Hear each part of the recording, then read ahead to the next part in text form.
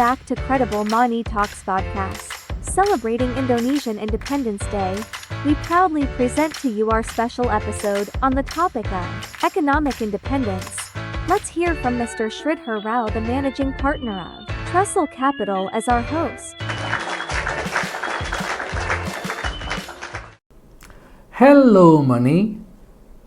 Welcome to another episode of Credible Money Talks. In the previous episode, we discussed the circumstances that led to independence of countries in the region. Indonesia gained its independence on 17th August 1945. Philippines gained its independence on 4th July 1946.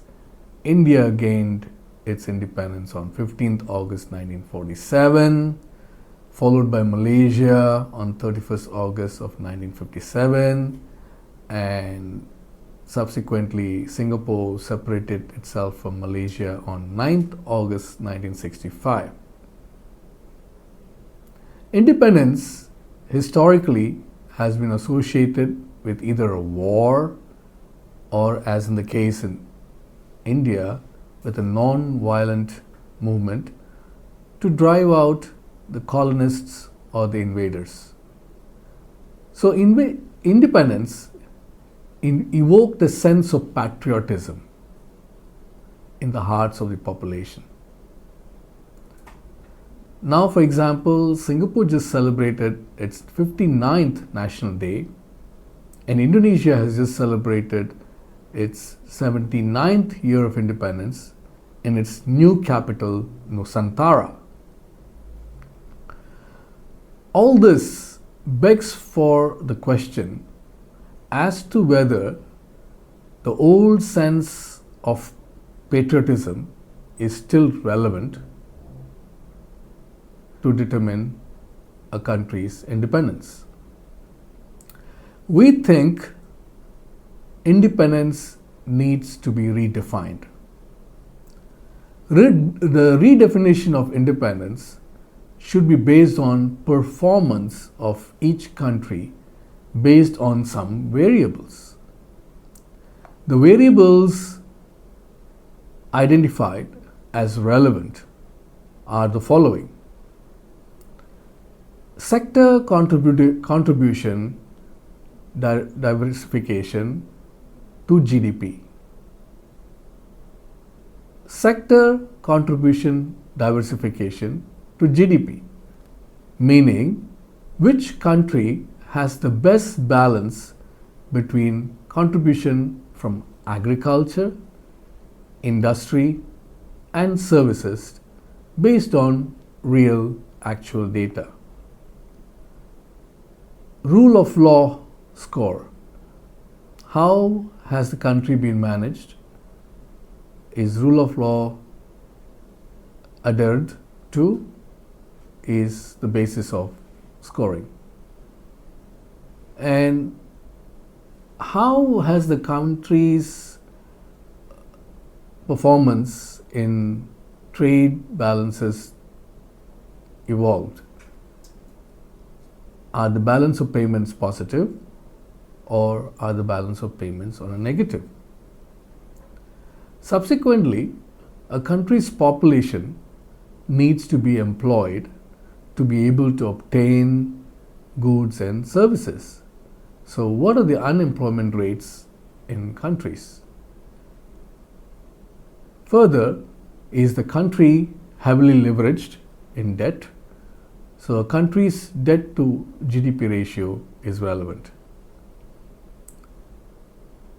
Also, is the population resilient to crisis, leading to the variable savings rate index as a basis for determining a score.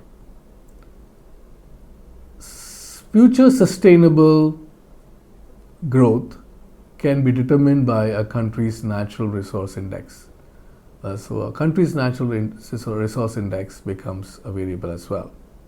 So these are the variables that we have identified to determine a country's independence. So let's dive into it and see how each of these countries have performed. So the countries in question are India, Indonesia, Philippines, Malaysia, China, United States, and Singapore. So the first variable, that is sector contribution diversification to GDP. So here we note that India has the best diversification contribution by sector, where the leading variable is agriculture, where India's agriculture is doing very well and well balanced to that of the industry and services sector. No doubt the services sector is more dominant overall, but it is well balanced overall. Following up from there, we see Indonesia having a good balance as well between its agriculture and industry and services, followed through by Philippines and that of Malaysia and China being very dominant on services, and then we see United States being the trailing country with significant dominance on the services sector, with very small contribution from the agriculture sector. And of course, one might guess Singapore not having agriculture as a basis for its GDP is in this variable the last. So going forward, let's look at the next variable, that is rule of law. So here, Singapore has fared very well, as the rule of law score is a measure on how well a country adheres to principles like accountability, due process, and impartial enforcement of laws. So Singapore has scored well, followed through by the United States, which has evolved over years, as being a democracy, and subsequent to that of the United States, we see Malaysia as a country which is also doing relatively okay, with a relatively high score, and then followed through by Indonesia. But in the case of Malaysia, its Achilles heel is that the Malaysian constitution states that Islam is the religion of the federation, but other religions may be practiced in peace and harmony. Hence, in Malaysia, the MyCAD, which is the Malaysian identity card, only states one religion, and other religions are not allowed to be stated in the MyCard. So hence, in Malaysia's high score, has adjusted itself down due to this variable. Philippines and India have lower scores due to weaker rule of law systems with significant challenges in upholding legal principles. In China followed through with the lowest score as compared to all the countries above. Okay, let's move on to the next variable, which is balance of payments. Well, one can guess, China being very dominant exporter to the world, obviously has a very, very strong balance of payment, which is positive. And Singapore has also performed well, ensuring that they are positive in their balance of payments, followed through by Malaysia having a marginal positive, similar to that of the Philippines and Indonesia. India, on the other hand, has negative balance of payments, and United States is absolutely crumbling into very seriously concerning negative balance of payments. Moving forward to the next variable, unemployment rates. Well, Singapore has fared very well with just over 2% of the country being unemployed, and then followed from there with Malaysia, and that with that of the United States, and then China, and Indonesia, Philippines, and India are trailing behind. So, of course, Indonesia has a large population and similar to that of India. So, despite a strong middle class in these countries, unemployment rates are relatively high, and this is not the best news for these countries. Following through to the next variable, which is a country's debt to GDP ratio. Now, despite all the arguments out there and controversies stating that Indonesia has got a very high debt to GDP ratio, we have to give kudos to Ibu Sri Mulyani and her team, who have kept the debt to GDP ratio at the lowest compared to all the other countries in the region, where Indonesia is leading at only 42.2% of the country's debt to GDP ratio. And of course, following through from there is the Philippines at around 53%, and then followed through by Malaysia, China, Singapore, and India is on a high score of about 89%, and well, as you may guess, the US is at a concerning 106% of debt to GDP ratio. So overall, the numbers reveal that diverse fiscal policies and economic conditions determine these results, and the United States is very the GDP to debt ratio is very concerning, and this may question long-term sustainability. And even India's ratio is leading to concerns on potential economic vulnerabilities, and hence Indonesia and Philippines are sitting very favorable in their cushioned low debt to GDP ratios.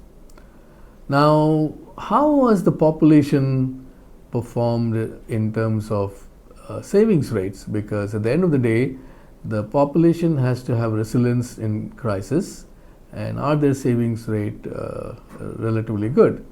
Now, Singapore has the best savings rate at around 45%, and followed through by China with the close 44%, and Indonesia is there at around 30%, and India is around 29%, almost equal. And then surprisingly behind all these countries is Malaysia at about 24%, and Philippines at 19%, and the savings rate, which is significantly low at the United States, is only about 17.9%. So again, this determines a country's independence, one of the variables that we have identified as a basis of our evaluation.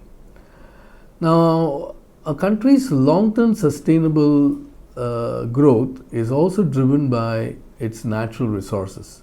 So we have looked at natural resources index, and Indonesia is on top of this index, followed through by China, Malaysia, and then India is somewhere in between.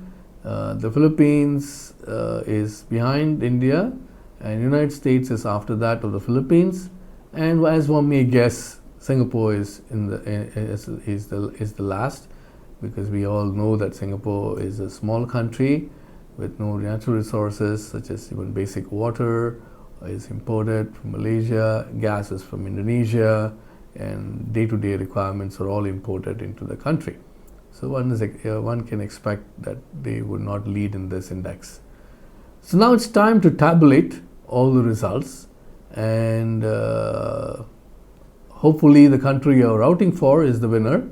But this is an objective exercise where we have tabulated these results based on actual data from independent sources.